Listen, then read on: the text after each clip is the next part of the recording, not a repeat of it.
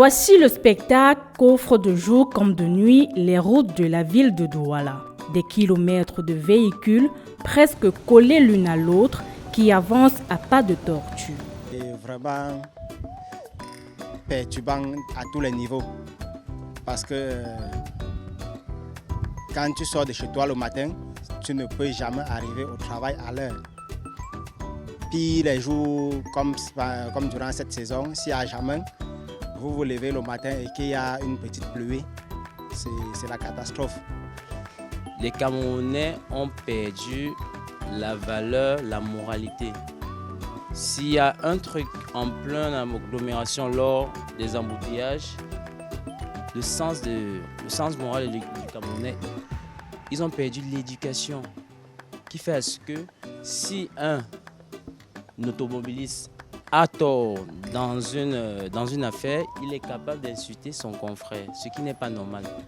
La circulation paralysée, ces embouteillages rendent pénibles les déplacements dans la ville. En principe, tu ne peux pas éviter l'embouteillage à Douala parce qu'il y a même des jours où tu sors même à 5 heures, tu circules normalement, tu arrives peut-être à 500 mètres de ton lieu de service, il y a un embouteillage terrible qui te prend et du coup, le retard est là. Ils n'ont pas la notion de la patience. Tout le monde est pressé. Chacun pense à ce qu'il peut faire.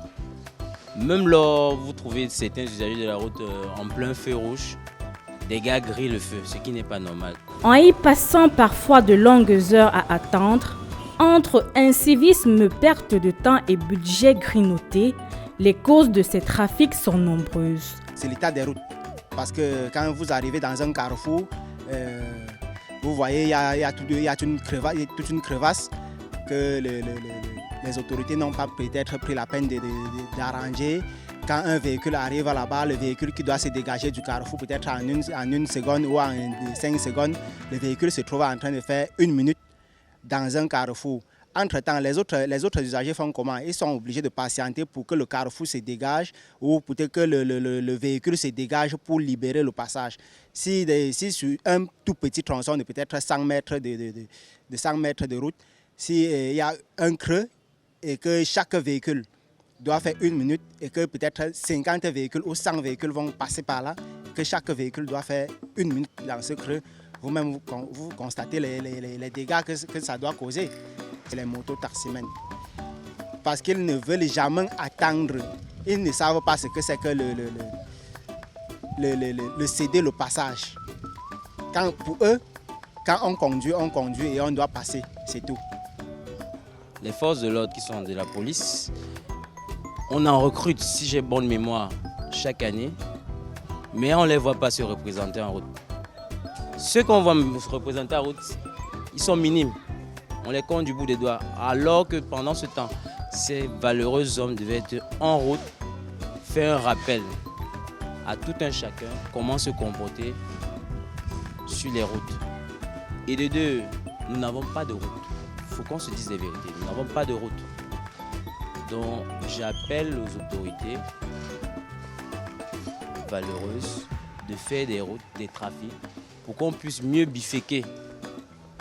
Sans quoi, on va se retrouver toujours dans des bouchons. Au Détroit, au Cameroun, tout le monde fait des achats de voitures. Il y a tellement d'entrées de voitures.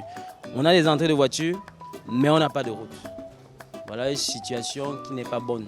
De même, ces trafics sont aussi causés par des impacts de véhicules qui plus ou moins nécessitent les constats.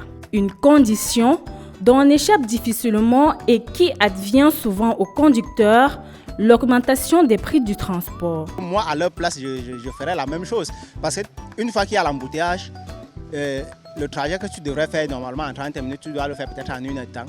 Ça doit jouer sur ton rendement de la journée. Du coup, tu dois dire, ok, bon, pour rattraper mon rendement de la journée, je dois augmenter le prix, le tarif. Je dois augmenter le tarif pour essayer de rattraper le temps perdu et tout ce qui va avec. Parce que là, tu perds en temps, tu perds en carburant, tu perds en énergie, même parce que même conduire déjà ces motos-là, c'est pas du chocolat. Hein. Avec l'approche des rentrées scolaires, le flux des embouteillages est encore appelé à grossir davantage. Le coût du carburant élevé, les heures de travail perdues et pourtant, il existe des voies de contournement qui, si elles sont aménagées, vont permettre d'alléger le trafic dans la ville de Douala.